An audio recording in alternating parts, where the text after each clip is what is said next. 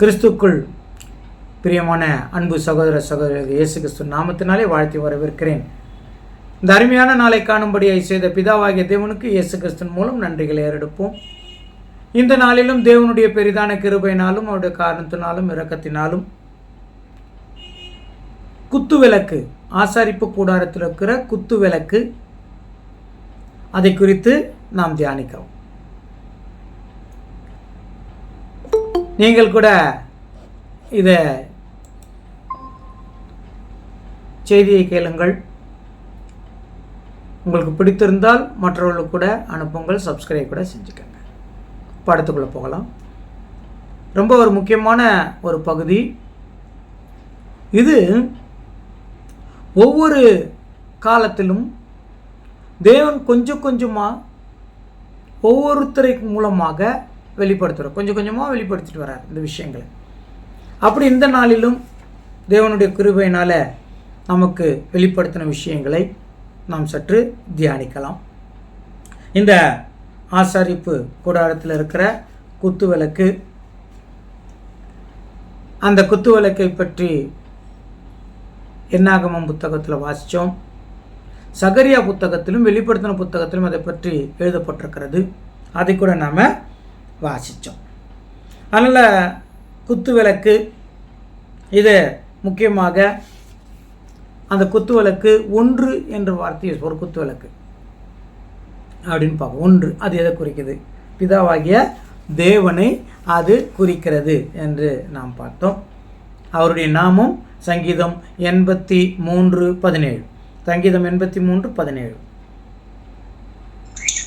யெகோவா என்னும் நாமத்தை உடைய தேவரீர் ஒருவரே, பூமி அனைத்தின் மேலும் உன்னதமானவர் என்று மனுஷர் உணரும்படி.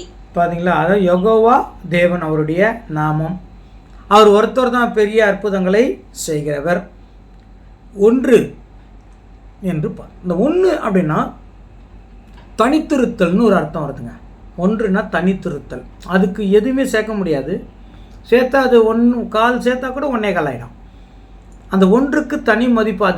அது எதனோடையும் இல்லைங்களா அது சேர்க்க முடியாது. அதனுடைய தன்மையே தனி தான். அது ஒன்று அப்படின்னா அது தன்மையை தனி, மதிப்பும் தனி.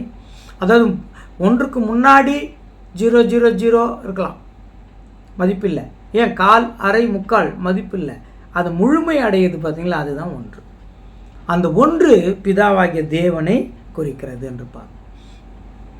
நம்ம குரோனாலஜின்னு ஒரு பகுதி இருக்குது, கணக்கியல். பைபிளில் நிறைய கணக்கு பார்க்க வேண்டியது அவசியமாக இருக்குது.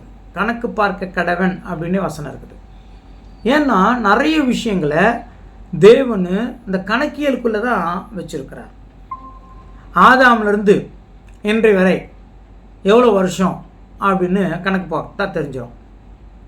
இப்போ பைபிளில் அந்த டீட்டெயில் கூட இருக்குது. இப்படி நிறைய விஷயங்கள் நாம் கணக்கு பார்க்க வேண்டும் என்று சில கணக்குகளை கொடுத்திருந்தாலும், ஃபார் எக்ஸாம்பிள் பாருங்களேன், ஒரு ராஜா எடுத்துக்கிட்டிங்கன்னா அந்த ராஜா எவ்வளோ வருஷம் ராஜாவாக இருந்தார்னு இருக்குது.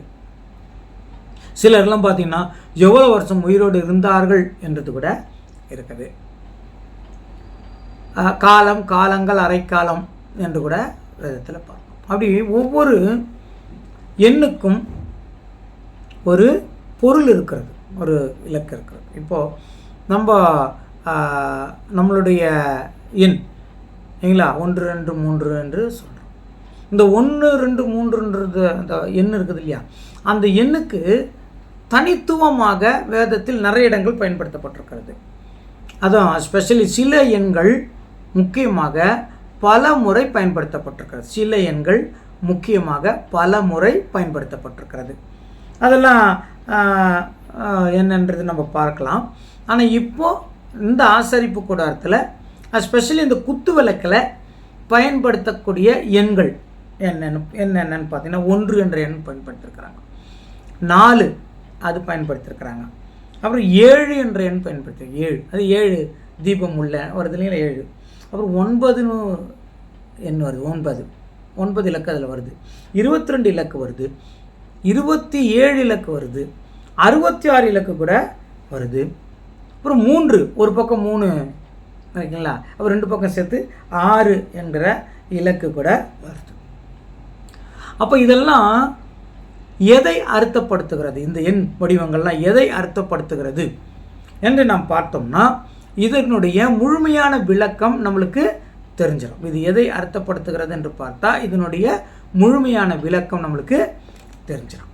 இப்போ இது எதை அர்த்தப்படுத்துகிறது அப்படின்னு கொஞ்சம் பொறுமையாக நாம் பார்க்கலாம். இதெல்லாம் ஒவ்வொன்றும் எதை அர்த்தப்படுத்துது. இப்போ 1ஆம் நம்பர் அதை பார்த்தோம். 2 அதை எதை அர்த்தப்படுத்துது அப்படின்னா ஒன்றுடன் ஒன்று சேருகிறது, ஒன்றுடன் ஒன்று இணைப்பு அப்படின்னு பார்க்கணும். இல்லைங்களா? ஒருத்தர் ஒரு சிங்கிளாக இருக்கிறார், அவருக்கு கல்யாணம் ஆகுது, அப்போ ஒரு இணைப்பு, அது மல்டிப்ளை ஆகுது. இணைப்பை எது குறிக்கிறது. அதனால் யாக்கோபு 17ஆம் அதிகாரம் 3வது வசனத்தில் ஒரு விஷயம் சொல்கிறாங்க, வாசிக்கலாம்.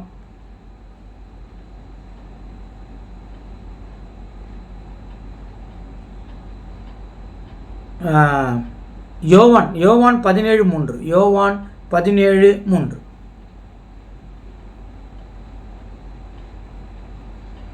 ஒன்றான மெய் தேவனாகிய உம்மையும் நீர் அனுப்பினவராகிய இயேசு கிறிஸ்துவையும் அறிவதே நித்திய ஜீவன். இப்போ அங்க 2 வந்துச்சுங்களா?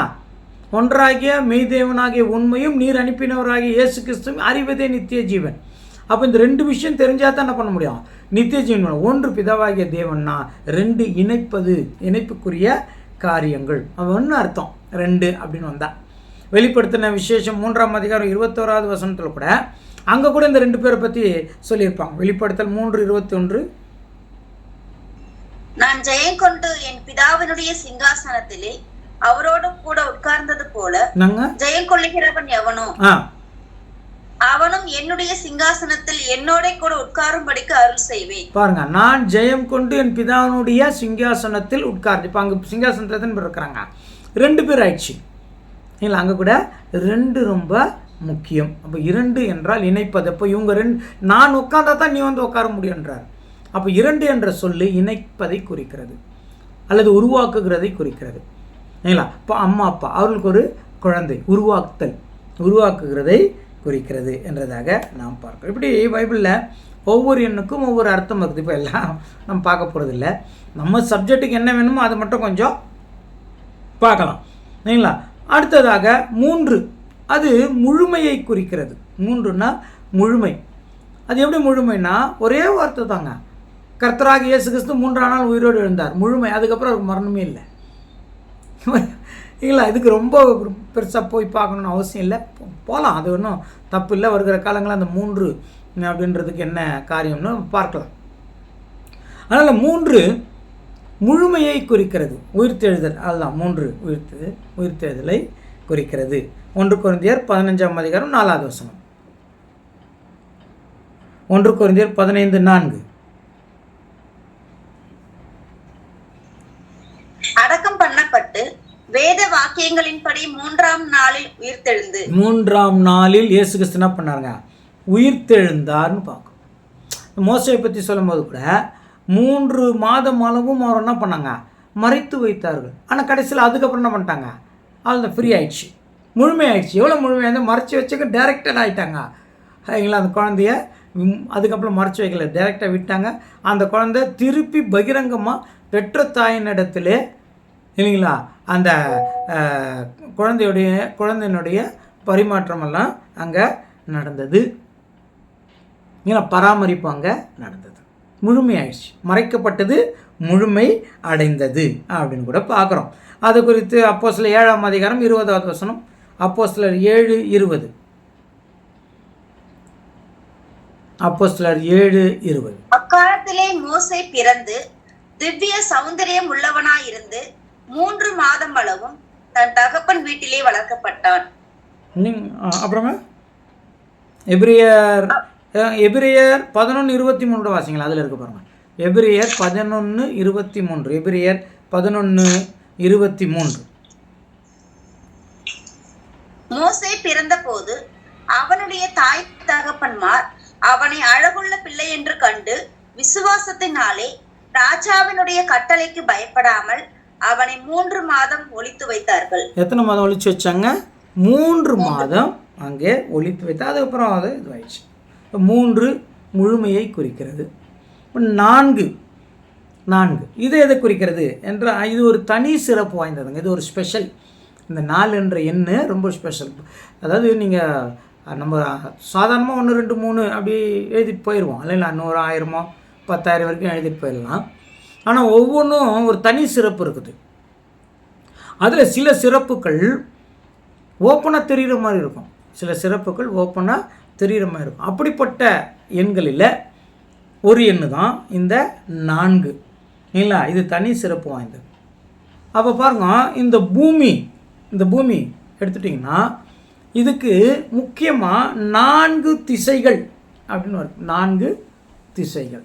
இந்த 4 திசைகளுக்குள்ளே தான் இந்த பூமி இருக்கிறது. அப்போது இன்னொன்று பார்க்கணும், கணக்கு எடுத்துட்டிங்கன்னு வச்சுங்க. கணக்கு பார்த்திங்கன்னா கூட்டல், கழித்தல், வகுத்தல், பெருக்கல், இந்த 4க்குள்ளே தான் கணக்கே இருக்கும். எல்லா கணக்கும் இந்த 4க்குள்ளே இருக்குது. சில நேரங்களில் சொல்லுவாங்க இல்லைங்களா, நல்லது கெட்டதுன்னா 4 பேர் வேணாவா இல்லைங்களா. அங்கே கூட அந்த 4 ரொம்ப முக்கியத்துவம் வாய்ந்ததாக இருக்கிறது. ஓகேங்க.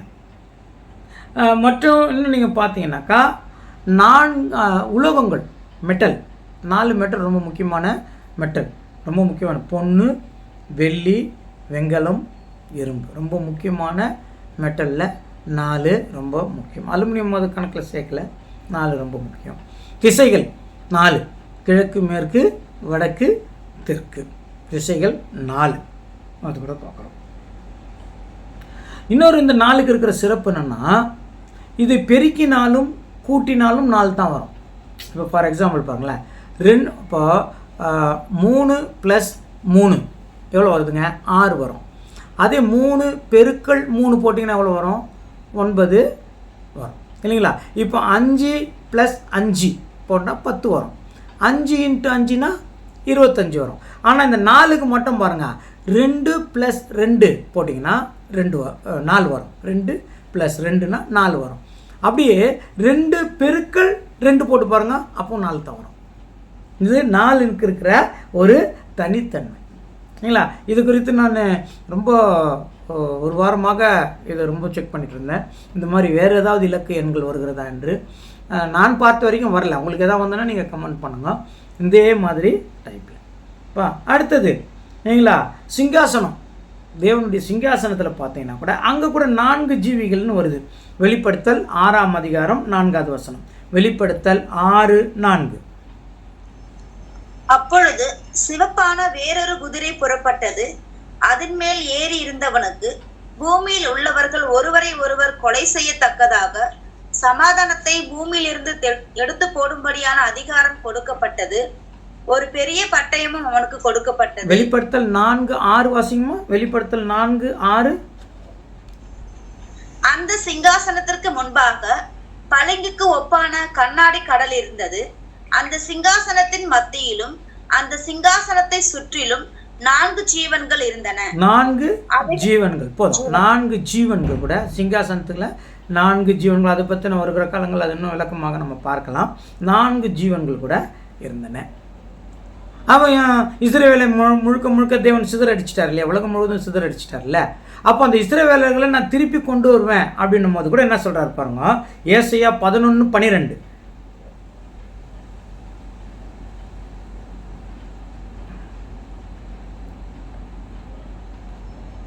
ஜாதிகளுக்கு ஒரு கொடியை ஏற்றி இஸ்ரவேலில் துரத்துண்டவர்களை சேர்த்து யூதாவை சிதறடிக்கப்பட்டவர்களை பூமியின் 4 திசைகளிலும் இருந்து கூட்டுவார்.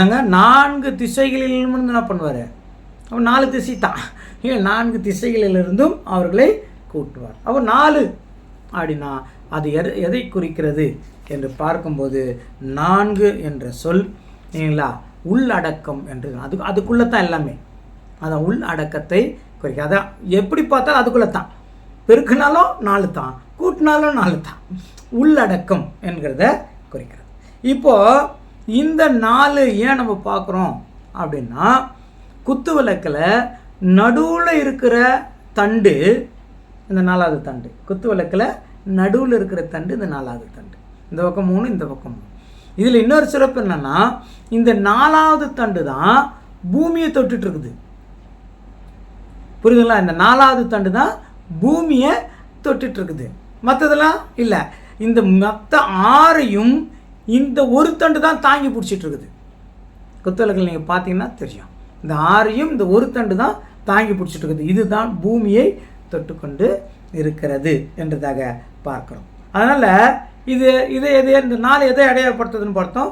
இது உலகத்தை கரெக்ட் பண்ணுதுங்க. இந்த 4 திக்குகளையும் உள்ளனங்க அடங்குனது தான் இந்த உலகம். 4 திசைகளுக்கும் உள்ளடங்கும். இயேசு கிறிஸ்து ஜெபம் கற்றுக் கொடுக்கும்போது கூட என்ன சொன்னார்? ஃபஸ்ட்டு பிதாவே அப்படின்ற வார்த்தை யூஸ் பண்ணார். 2வது உம்முடைய நாமம் பரிசுத்தப்படுவதாக என்ற வார்த்தை யூஸ் பண்ணார். 3வது வார்த்தை உம்முடைய ராஜ்யம் வருவதாக. 4வது வார்த்தை என்ன சொல்கிறார் தெரியுங்களா?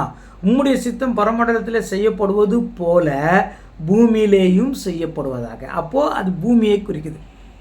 4 என்றால் பூமியை குறிக்குது. அதனால தான் இந்த 4வது விளக்கு தண்டு பூமியை தொட்டுட்ருக்குது. ஓகேங்களா? ஓகே, இது வர காலத்தில் இன்னும் நிறைய பார்க்கலாம், சும்மா இது இருக்காங்க. இதுக்கப்புறம் 5 என்ற ஒரு வார்த்தை இருக்குது. அந்த 5 மீட்பை குறிக்குது. எண்ணாகமம் 3ஆம் அதிகாரம் 46, 47, எண்ணாகமம் 3ஆம் அதிகாரம் 46, 47.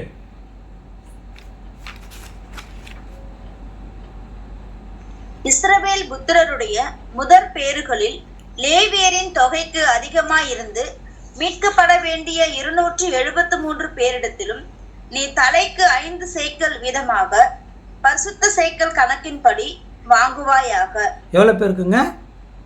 5 சேக்கல். இல்ல, 5 சேக்கல் வாங்குறாங்க. எவ்வளவு பேருக்கு? 273 பேர். 273 பேருக்கு நீ 5 சேக்கல் வாங்கணும். அப்புறங்க அந்த சேக்கலானது 20 கேரா. வாசிங்க, அடுத்த வாசிங்க. லேவியருடைய தொகைக்கு அதிகமானவர்கள் மீட்கப்படும் திரவியத்தை ஆரோனுக்கும் அவன் குமாரருக்கும் கொடுப்பாயாக என்றார். 47 நீ தலைக்கு 5 சேக்கல் விதமாக பரிசுத்த சேக்கல் கணக்கின்படி வாங்குவாயாக. அதாங்க அவங்கள மீட்டு கொள்றதுக்கு 46, 47 தானே வருதுங்க. இன்னொரு வாட்டி வாசிச்சலாம். 46, 47. இஸ்ரவேல் புத்திரருடைய முதற் பேறுகளில் லேவியரின் தொகைக்கு அதிகமாயிருந்து மீட்கப்பட வேண்டிய 273 பேரிடத்திலும் பாத்தீங்க. 277 பேரை நீ என்ன பண்ணோம்? மீட்கணும்னா 5 சேக்கல் வாங்கிக்கணும். அப்போ 5 எதை குறிக்குதுன்னா மீட்பை குறிக்குது. பைபிள் 5 நிறைய இடத்துல வருது. அதெல்லாம் நம்ம பார்க்கும்போது அதை பற்றி நம்ம தெரிஞ்சுக்கலாம். ஓகே, நம்ம சும்மா அது 5ன்னு நம்ம பார்த்துருக்குறோம். 5 நம்ம குத்து விளக்கில் வரலை, இருந்தாலும் ஒரு 5 பார்க்கணும். ஓகே, அடுத்தது 6 என்ற சொல். 6 என்ற சொல் அனுபவத்தை குறிக்கிறது. எக்ஸ்பீரியன்ஸ், அனுபவத்தை குறிக்கிறது. எப்படின்னா உலகத்தை முழுமையாக தேவன் முடிக்க தேவன் எடுத்துக்கொண்ட நாள் எத்தனை நாள்னா 6 நாள். 6 நாள் எல்லாம் மனுஷன் கொண்டு எல்லாத்தையும் படித்து என்ன பண்ணிட்டாரு? முடிச்சிட்டார். அப்போது மனுஷனுக்கு ஒரு எக்ஸ்பீரியன்ஸ் ஆகிற ஒரு இடம் எதுன்னு பார்த்தா இந்த இல்லைங்களா 6 என்கிற இலக்கு, அதாவது மனுஷனை குறிக்கிறது. நல்ல ஒரு அனுபவம் வரும். இப்போது தேவன் 6 நாள் வேலை செய்யணுன்ட்டு என்ன பண்ணார்? சொல்லிட்டார். 6 நாள் என்ன பண்ணணும்? வேலை செய்யணும். ஒரு நாள் ஓய்ந்திருக்கணும். இப்போ 6 மனித எண்ணை குறிக்குது. மனுஷன் 6வது நாள் தான் என்ன பண்ணாங்க? மனுஷனை படைத்தார். அதாவது இன்னும் நீங்கள் பார்த்தீங்கன்னா பாவமே இல்லாத மனுஷனை தேவன் படைத்தார் அப்படின்னா அது 6 குறிக்குது. 6ஆம் நம்பர். 6ஆம் நம்பர் எதை குறிக்குதுன்னா மனித குலத்தை குறிக்கிறது. மனுஷனுடைய ஹியூமன் நம்பர்னே பேர். 6 என்றால் ஹியூமன் நம்பர். இப்போ 7 இல்லைங்களா என்ற சொல் முழுமை அல்லது பரிபூரணத்தை குறிக்குது. 7னா பரிபூரணம். நீங்கள் பைபிளில் அதிகப்படியாக ஒரு எண்ணை பயன்படுத்தியிருக்கிறார்கள் என்றால் அது 7 தானாம்.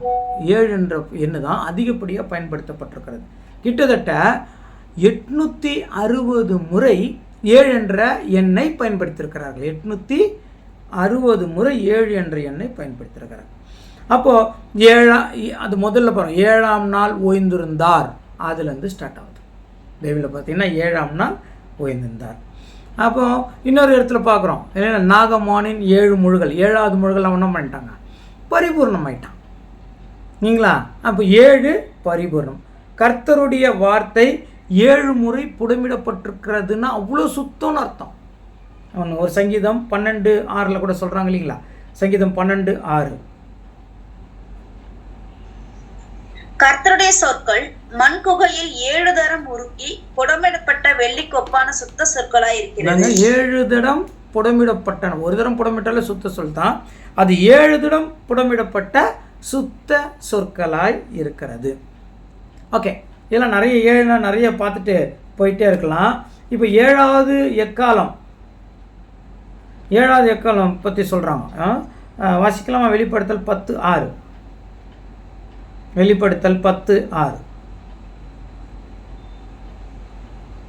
இனி காலம் செல்லாது, ஆனாலும் தேவன் தம்முடைய ஊழியக்காரராகிய தீர்க்கதரிசிகளுக்கு சுவிசேஷமாய் அறிவித்தபடி 7ஆம் தூதனுடைய சத்தத்தின் நாட்களிலே அவன் எக்காலம் ஊத போகிற போது தேவ ரகசியம் நிறைவேறும் என்று. 7வது தூதன் எக்காலம் ஊதும் போது தேவ ரகசியம் ஆயிடும்.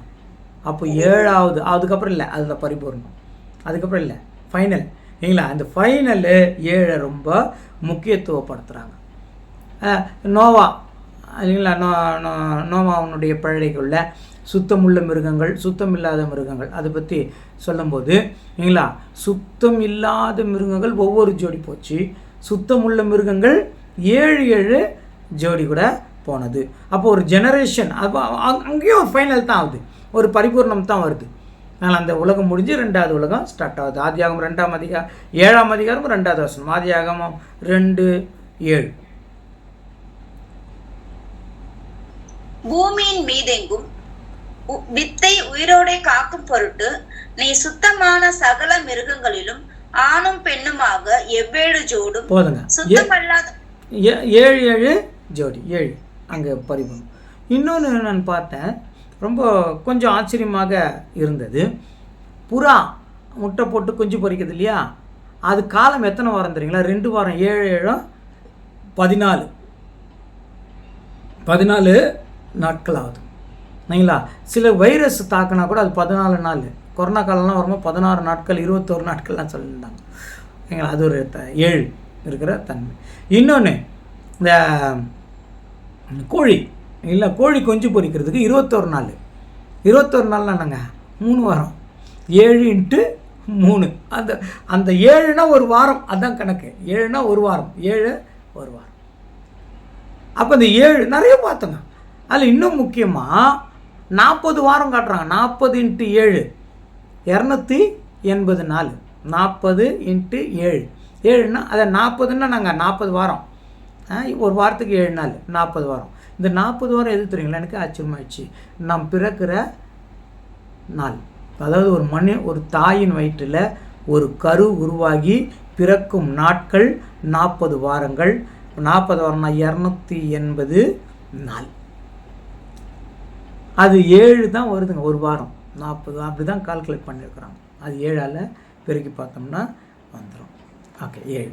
அடுத்தது 8, 9லாம் சும்மா ரஃபாக நம்ம அப்புறம் பார்க்கலாம். 9 பார்க்கலாம். இல்லை 9, இந்த 9க்கும் ஒரு தனி சிறப்பு உண்டு. இல்லைங்களா? 9 என்றால் 10ஓட சேரும். 9 10ஓட சேரும். அதே நேரத்தில் 10க்கு 1 குறைவாக இருக்கும். அதுதான் 9. அதுவும் எஸ்பெஷலி தமிழில் மட்டும் அது ரொம்ப வருது. இல்லைங்களா? எப்படின்னு பார்த்தீங்களா, இப்போ 80 8 + 10 அதான் 80. அப்போ 9 + 10 அப்படி தானே வரணும். ஆனால் 9 + 100ன்னு வரும், 90. பார்த்தீங்களா? 90 அப்படின்னு வரும். அப்போது 8, அப்போது 10 அப்படின்னு 9 + 10 9 அப்படின்னு வரும். ஆனால் அது 10ல் சேரலை, 10ஓட 1 கம்மியாக இருக்கிறது. இதுதான் அதில் ஒரு தனி ஒரு சிறப்பு என்பதாக நாம் பார்க்குறோம். தமிழில் இது வருது இல்லைங்களா? அது இங்கிலீஷ்லாம் 800 900ன்னு போயிடும்.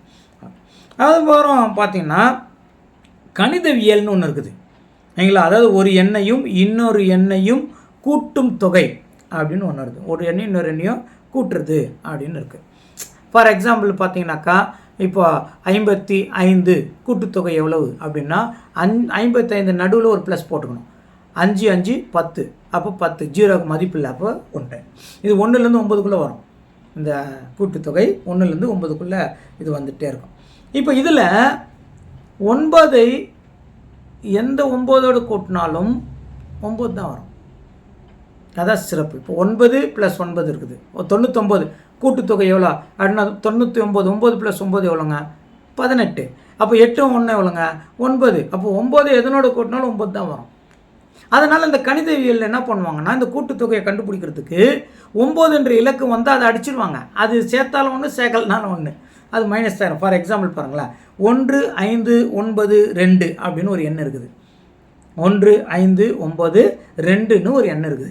இதனுடைய கூட்டுத்தொகை என்னன்னு பார்த்தீங்கன்னாக்கா 9 இல்லைங்களா, அதாவது 1 1 5 6 இல்லைங்களா, 6 9 15 15 2 17 வந்துச்சுங்களா. அப்போது 17 கூட்டுத்தொகை எவ்வளோ? 8 1 9. ஓகேவா? இப்போது இந்த 1 5 9 2 இது தானே கூட்டணும். இப்போ 9 எடுத்துருவோம், 9 கூட்ட வேணாம் சரிங்களா. அப்போது 1 5 எவ்வளோ வருதுங்க? 1 5 5 1 6 6 ஓகே. அப்போது 17 வருதுங்க இல்லைங்களா. 1 5 9 2 அதை போட்டிங்கனாக்கா 15 வந்துடும். ஓகே. இப்போது அந்த மாதிரி பார்த்தீங்கன்னா ஒரு இந்த 9க்கு இருக்கிற தனித்தன்மை என்னென்னா, 9உடன் எந்த 9 சேர்த்தாலும் கூட்டுத்தொகை 9 தான் வரும் என்றதாக நாம் பார்க்கிறோம். ஓகே.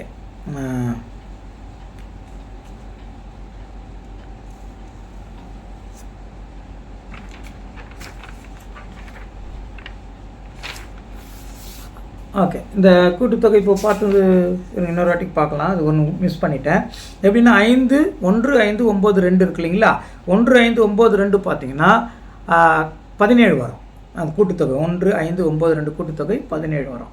17னா 17 கூட்டுத்தொகை போட்டால் 8 வரும். இப்போ இந்த 9 எடுத்துகிட்டு கூட்டு பாருங்களேன். 1 5 2 அப்படி வந்துச்சுன்னா இப்போது 5 1 6 இல்லைங்களா, 6 2 8. அப்போ ஈஸியாக 8 வந்துடும். 9 எடுத்துட்டான். ஏன்னா 9 9 கூட்டினா 9 வரன்றதுனால அந்த கணிதையில் அந்த 9 என்ன பண்ணிடுவாங்கன்னா கூட்டும்போது எடுத்துருவாங்க. பாருங்கள், 1லேருந்து 9.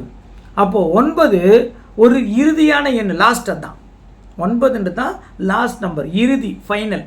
ஆனால் பைபிளில் இந்த 9 என்கின்ற வார்த்தை, எழுத்தை அல்லது எண்ணை ரொம்ப யூஸ் பண்ணாத எண். அது ரொம்ப யூஸ் பண்ணல. நிறைய இடங்கள் அதை பார்க்க முடியாது பைபிளில். சில இடங்களில் மட்டும் அந்த 9 தேவைப்படுகிற இடத்துல 9ஐ பயன்படுத்தியிருக்கிறார்கள். அப்போது 9 என்ற சொல் வருகையை குறிக்கிறதாக சொல்கிறாங்க. வருகை எப்படி அது அப்படின்னு அதை குறித்து நம்ம பார்க்கலாம். இப்போ ஃபார் எக்ஸாம்பிள் பைபிளில் 9 அப்படின்னா டக்குன்னு நம்ம மைண்டுக்கு வர ஒரு காரியம் என்ன தெரியுங்களா? 9 அப்படின்னா 9 கனி இல்லைங்களா, குணங்கள், 9 குணங்கள், அல்லது 9 வரன்கள், 9 குணங்கள் 9 வரன்கள், அதாவது ஆவியின் கனி, ஆவியின் வரன்கள், 9 9. இந்த 9 9 எதில் பார்க்க முடியும் அப்படின்னா புறாவுக்கு பார்க்க முடியும். புறாவுடைய சிறகு இருக்கு இல்லைங்களா, அது சிறகு பார்த்தீங்கன்னா இந்த பக்கம் 9, இந்த பெரிய சிறகு, இந்த பக்கம் 9 முக்கிய சிறகுகள், இந்த பக்கம் 9 9 இருக்கும். அதனால தான் புறாவை பரிசுத்த ஆவிக்கு ஒப்பிட்டு பேசியிருப்பாங்க. இயேசு கிறிஸ்து ஞானஸ்தானம் புறாவை போல் என்ன பண்ணார்? வந்து இறங்கினதுனா 9 வரங்கள் 9 கனிகள் இதை குறிக்கிறதாக இருக்காது. சரி, ஓகே. இப்போ இன்னொரு விஷயம் பார்க்கலாம். 7 பரிபூர்ணம். தேவன் ஓய்ந்திருந்தார். 7ஆம் நாள் தேவன் ஓய்ந்திருந்தார். அதெல்லாம் முடிச்சிட்டார். அது பரிபூர்ணம். இப்போ 8 எதை குறிக்குதுன்னா கர்த்தராகிய இயேசு கிறிஸ்துவை குறிக்கிறது. ஏன்னா 7ஆம் நாள் ஓய்ந்திருந்தார் இல்லையா, அப்படி அப்படியே தான் ஓய்ந்திருந்தார். அதுக்கப்புறம் எதுவுமே சிருஷ்டிக்கல. அவர் சிருஷ்டித்ததை எல்லாம் இயக்கி கொண்டிருந்தார். ஆனால் கர்த்தராகிய இயேசு கிறிஸ்து மரித்தார் இல்லையா, அவரை பிதாவாகிய தேவன் உயிரோடு எழுப்பினார். அதுதான் அவர் செஞ்ச 8வது காரியம். அப்போ 8 எதை குறிக்குதுன்னா இயேசு கிறிஸ்துவை குறிக்கிறது. இந்த ஹியூமன் நம்பரில் இந்த 8 இந்த 4 இதெல்லாம் வரக்கூடாது அப்படின்ட்டு சொல்லுவாங்க ஹியூமன் நம்பரில். இப்போ 4 எப்படி வரும்? 1 3 4 இல்லைங்களா. அப்போது 13ன்னு ஒரு வீட்டு நம்பர் இருந்தால் அதை யூஸ் பண்ண மாட்டாங்க. 13 13க்குது, அது பேய் வீடு, பிசாசான அந்த இலக்கை மாற்றிட்டா. அது நல்ல என்ன பண்ணிட்டாங்க, டோட்டலாக சேஞ்ச் பண்ணிட்டான். அதே மாதிரி 8 இல்லை, 8 வரவே கூடாது. நான் ஏதோ ஒரு நாட்டில் கூட பார்த்தேன், இந்த 8ஆம் நம்பரே இருக்கலாம். 7 8 வந்ததுன்னா 7 ஏன்னு இருக்குமா. 7 ஏன்னா 8ன்னு அர்த்தம். அதுக்கப்புறம் 9 8ஆம் நம்பர் அந்த நாட்டிலே பயன்படுத்துறது இல்லையா இல்லைங்களா? ஆனால் அந்த 8 எதை குறிக்குதுன்னா கர்த்தராகிய இயேசு கிறிஸ்து உயிரோடு எழுப்பினார் இல்லைங்களா, அந்த 8 குறிக்குது. ஏற்கனவே இயேசு கிறிஸ்துக்கு இன்னொரு நம்பர் பார்த்தோம். அது என்னங்க 2. அது இயேசு கிறிஸ்து உயிரோடு இருக்கும்போது, அவர் உயிரோடு எழுப்பும் போது, மரித்து உயிரோடு எழுப்புனதும் போது அது 8ஆம் நம்பரை குறிக்கிறது என்றதாகப்பா. 9 எதை குறிக்கிறதுனா இயேசு கிறிஸ்துவனுடைய வருகையை குறிக்குது. 9 இயேசு கிறிஸ்துவனுடைய வருகை. அப்போ அவருக்கு அது ஒரு முக்கியத்துவம் வாய்ந்தது. 9 இயேசு கிறிஸ்துவனுடைய வருகை.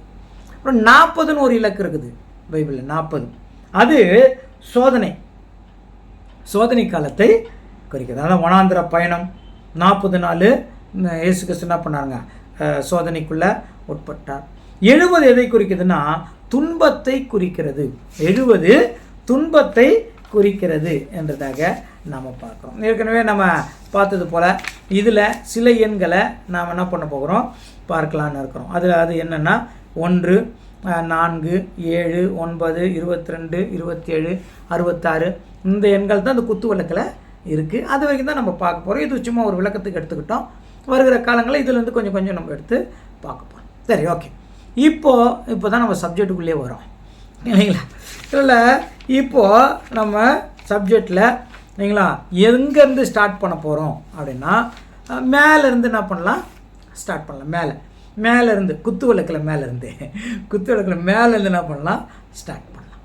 இப்போ குத்து விளக்கில் மேலே என்னெல்லாம் இருக்குது, 7 அகல் இருக்குது கரெக்டுங்களா? அந்த 7 அகலுக்கு இல்லைங்களா 7 என்னங்க தீபம் இருக்குது. அந்த 7 தீபத்துக்கு இல்லைங்களா 7 ஒரு நிமிஷம்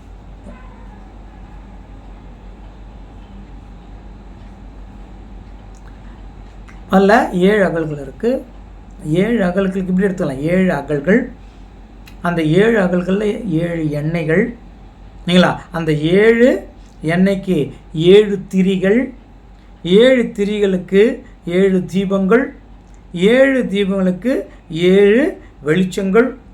7 வெளிச்சங்கள்லேருந்து 7 ஒளிகள். 7 அகல்கள், 7 தீபங்கள், 7 எண்ணெய்கள், 7 வெளிச்சங்கள், 7 ஒளிகள், 7 திரிகள். மொத்தம் எத்தனை ஆச்சுங்க? இந்த 7 7ன்னு 6 ப்ளஸ் 7 தண்டுகள். 7 வருது. புரிஞ்சிச்சா? 7 அங்கே 7 7 7ன்றாங்க முக்கியமாக. ஓகே, இப்போ இதில் நம்ம ஃபஸ்ட்டு எதை பார்க்கலாம் அப்படின்னா எண்ணெய் பார்க்கலாம். இந்த எண்ணெய் என்ன எண்ணெய்னா ஒலிவ மரத்துலேருந்து எடுக்கிற எண்ணெய், அதை ஒலிவ எண்ணெய் அதுதான் இங்கே குடிக்கிறாங்க. சகரியா 4ஆம் அதிகாரம் 11 12. சகரியா 4ஆம் அதிகாரம் 11 12.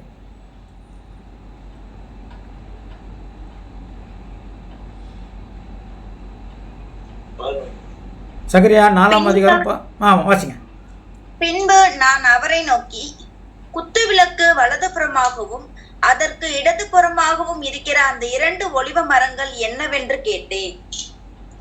மறுபடியும் நான் அவரை நோக்கி, 2 பொற்குழாய்களின் வழியாய் தொங்கி பொன்னிறமான எண்ணெயை தங்களில் இருந்து இறங்க பண்ணுகிறவைகளாகிய ஒலிவ மரங்களின் 2 கிளைகள் என்னவென்று கேட்டேன். ஒலிவ மரத்திலிருந்து தான் அந்த எண்ணெய் வருது, ஒலிவ எண்ணெய். அப்போ இந்த விளக்குக்கு ஊத்துற எண்ணெய் ஒலிவ எண்ணெய். அப்போ ஒலிவ எண்ணெய்க்கு பைபிளில் ரொம்ப பெரிய மதிப்பு இருக்குதுங்க, ரொம்ப பெரிய மதிப்பு. இன்றைக்கும் உலக அளவில் முதல் தரம் வாய்ந்த எண்ணெய் அப்படின்னு சொன்னால் ஒலிவ எண்ணெய் தான் சொல்கிறாங்க. ஏன்னா ஒலிவ எண்ணெயில் மட்டும்தான் கொலஸ்ட்ரால் கிடையாது, ஒன்று. ரெண்டாவது, ஒலிவ எண்ணெய் ஆல் பர்பஸ் ஆயில்னு பேர். அதுக்கு ஆல் பர்பஸ் ஆயில் எண்ணத்துக்கு ஒன்றாலும் போடலாம். தலைவாரம்னா போட்டுக்கலாம். இப்போ நம்ம தலைவாரத்துக்கு நம்ம தமிழ்நாட்டில் பொறுத்த வரைக்கும் தேங்காய் எண்ணெய் பயன்படுத்துகிறோம், சமைக்கிறதுக்கு வேறு எண்ணெய் பயன்படுத்துகிறோம் இல்லைங்களா, மசாஜுக்கு வேறு எண்ணெய் பயன்படுத்துகிறோம். இப்படி வேறு வேறு எண்ணெய்கள் நம்ம பயன்படுத்துகிறோமே. ஆனால் ஒலிவ எண்ணெயில் மட்டும் எல்லா தன்மையும் இருக்குது. அது ஒரு எண்ணெய் வாங்கி வச்சுட்டு எல்லாமே செஞ்ச மாதிரி தான். ஒருத்தர் அபிஷேகம் பண்ணுறதுக்கு அந்த எண்ணெய் தான், ஒருத்தர் வியாதிப்பட்டிருக்கிறானோ அந்த எண்ணெய் தான், சமைக்கிறதுக்கும் அந்த எண்ணெய் தான். இப்படி பைபிளில் எண்ணெய். இப்போ எண்ணெய் என்ற எதை குறிக்குதுன்னா தேவனுடைய ஞானம்னு கூட ஒரு அர்த்தம் வருது. சங்கீதம் 141:5. சங்கீதம் 141:5. நீதிமான் என்னை தயவாய் குட்டி என்னை கடிந்து கொள்ளட்டும், அது என் தலைக்கு எண்ணெயை போல் இருக்கும். நீதிமான் என்னை தயவாய் குட்டி என்ன பண்ணிட்டான்? அப்போ நீதிமான் என்னை அடித்து திருத்தட்டோன்றாரு. கடிந்து கொள்ளட்டும், என்னை அடித்து திட்டட்டும், திட்டினாலும் பரவாயில்ல, அப்போ கடிந்து கொண்டாலும் பரவாயில்ல. ஏன்னா எனக்கு அதனால் ஞானம் வருது, புத்தி வருது. என்னை கடிந்து கொள்ளட்டும். அப்புறங்க அது என் தலைக்கு எண்ணெயை போல் இருக்கும், என் தலை அதை அல்ல தட்டுவதில்லை. பார்த்தீங்களா, என் தலைக்கு எண்ணெயை போல் இருக்கும் அப்படின்னா அது எனக்கு ஞானத்தை கொடுக்கும். அந்த அடித்து புத்திமதி சொல்லும்போது எனக்கு என்ன ஆகுங்க? ஞானத்தை கொடுக்கும். அதனால தான் சொல்கிறாங்க பரத்திலிருந்து வருகிற ஞானம். இப்போ அதே சகரியா 11ஆம் அதிகாரம் 14வது வசனம் வாசிங்களேன். சகரியா 11:14.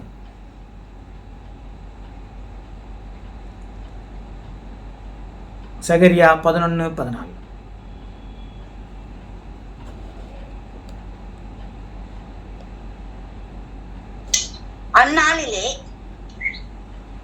அந்நாளிலே அது அற்று போயிற்று, அப்படியே மந்தையில் எனக்கு காத்திருந்த சிறுமைப்பட்டவைகள் அது கர்த்தருடைய வார்த்தை என்று. ஒரு நிமிஷம், 4:14 பாருங்க. சகரியா 4:14.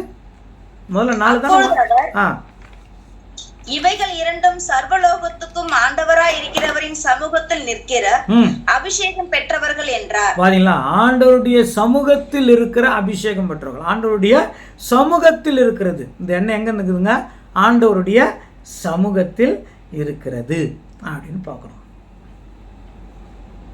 அதுதான் இது ஞானத்தை குறிக்குது. ஆண்டவருடைய சமூகத்தை சொல்றதுல அங்கேருந்து தான் வருது, இறங்கி அங்கேருந்து தான் இறங்கி வருது. யாக்கோபு 1:7 கூட வாசிக்கும் போது 1:17 யாக்கோபு 1:17 சொல்கிறோமா, இறங்கி வருகிறது. அது வாசிங்க. ஜோதி நன்மையான எந்த ஈவும் பூரணமான எந்த வரமும் பரத்திலிருந்து உண்டாகி ஜோதிகளின் பிதாவினிடத்திலிருந்து இறங்கி வருகிறது. பரத்திலிருந்து உண்டாகி, இங்க சகரியால பார்த்தோம், அதுதான் அது. பரத்திலிருந்து உண்டாவது அந்த ஞானம். அதான் 3:17 கூட இருக்குது. யாக்கோபு 3:17. பரத்திலிருந்து வருகிற ஞானமும் முதலாவது சுத்தமுள்ளதாயும், பின்பு சமாதானமும் சாந்தமும் இணக்கமுள்ளதாயும், இரக்கத்தாலும் நற்கனிகளாலும் நிறைந்ததாயும், பட்சபாதம் இல்லாததாயும், மாயமற்றதாயும் இருக்கிறது. இதுதான் இப்போ இந்த எண்ணெய் எதை குறிக்குது? ஞானம், பரத்திலிருந்து வருகிற ஞானம். இன்னொரு விஷயம், அந்த எண்ணெய் எதை குறிக்கிறது அப்படின்னா, முதல்ல ஆதிகாலத்தில் நீங்களா யாரையாவது ஒருத்தரை செலக்ட் பண்ணணும் அப்படின்னா, அவரை செலக்ட் பண்ணிட்டாங்கன்னா இந்த எண்ணெயை வச்சு அவங்க தலைமையில் ஊற்றி அவங்கள ஆசீர்வதிப்பாங்க. அப்படி ஆசீர்வதிச்சுட்டு அந்த எண்ணெய் தாடியெல்லாம் ஊற்றணும் கூட சொல்லுவாங்க. ஏன்னா அந்த காலத்தில் யூதர்கள் தாடி வச்சுட்டு இருந்தாங்க, வச்சுட்டு இருக்கணும். அதுதான் தேவனுடைய நீதி. யூதர்கள்னால் அவங்க தாடி வச்சுட்டு இருக்கணும். இல்லைங்களா? அப்போ தலைமையில் அந்த எண்ணெயை ஊற்றுவார்கள். அப்படி ஊற்றிட்டாங்கன்னா அவங்க அபிஷேகம் பட்டவர்கள். அபிஷேகம் செய்யப்பட்டவர்கள்லாம் என்ன அர்த்தம்னா பிரித்தெடுக்கப்பட்டவர்கள் அல்லது செலக்டட் பர்சன். இந்த விஷயத்துக்கு அவங்கள செலக்ட் பண்ணிட்டாங்க. இல்லைங்களா? அப்பாயின்மெண்ட் ஆர்டர் கொடுத்த மாதிரி அவங்கள செலக்ட் பண்ணிட்டாங்கன்னா அதுக்கு முக்கியமாக என்ன பண்ணுவாங்க? எண்ணெயை வைப்போம். ஒரு ஆசாரியனை செலக்ட் பண்ணிட்டாங்கன்னா எண்ணெய் வச்சுருவாங்க. ஒரு ராஜாவை செலக்ட் பண்ணிட்டாங்கன்னா எண்ணெய் வச்சுருவாங்க. இன்றைக்கும் அந்த பழக்கம் இருக்குது தெரியுங்களா? ஒரு ஊழியக்காரரை செலக்ட் பண்ணிட்டா எண்ணெய் வச்சு தான் என்ன பண்ணுவாங்க? அவங்களுக்கு ஜெபம் பண்ணுவாங்க. அது சில ஊழியக்காரர்கள் ஒரிஜினல் ஒலிவ எண்ணெயை வச்சுட்டு பண்ணுறாங்க, சில ஊழியக்காரர்கள் தேங்காய் எண்ணெய் வச்சுட்டு கூட பண்ணுறாங்க. அப்போது எண்ணெய் என்ன செய்து என்ன இது பண்ணுதுன்னா அபிஷேகம், செலக்ட் பர்சனை குறிக்குது. இல்லைங்களா? யாத்திராகமம் 30ஆம் அதிகாரம் 20வது வசனம்.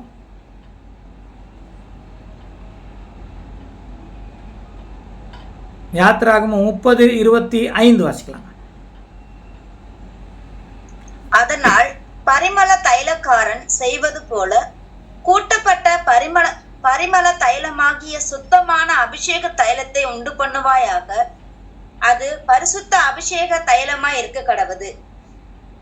29 வரைக்கும் வாசிக்கலாங்க.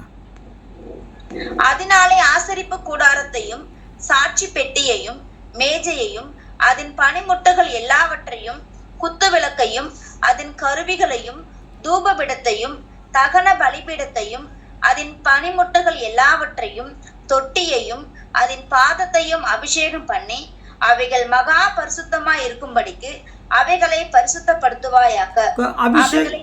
அபிஷேகம் செய்வதற்கு ரொம்ப முக்கியமாக இந்த பரிமள தைலத்தோடு கூட இந்த எண்ணெயும் பயன்படுத்தப்பட்டிருக்கிறது. இது சங்கீதம் 23:5 வாசிக்கலாங்க.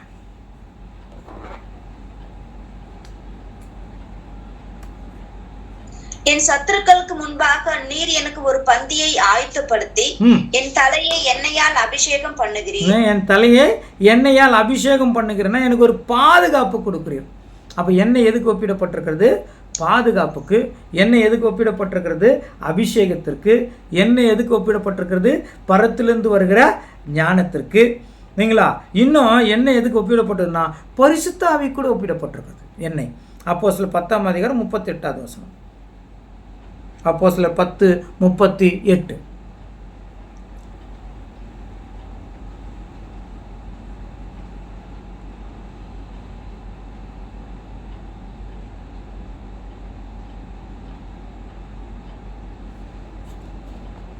அப்போஸ்தலர் 10:38. நசரேயனாகிய இயேசுவை தேவன் பரிசுத்த ஆவியினாலும் வல்லமையினாலும் அபிஷேகம் பண்ணினார். என்னங்க? பரிசுத்த ஆவியினாலும் வல்லமையினால் என்ன பண்ணாரு? அபிஷேகம் பண்ண அங்க எண்ணெய் பழைய ஏற்பாடில் அடையாளமாக சொல்லப்பட்டிருக்கிறது.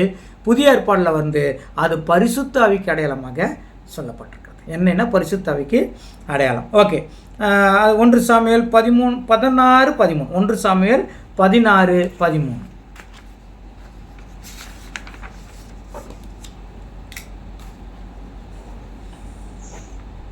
அப்பொழுது சாமுவேல் தைல கொம்பை எடுத்து அவனை அவன் சகோதரன் நடுவிலே அபிஷேகம் பண்ணினான்.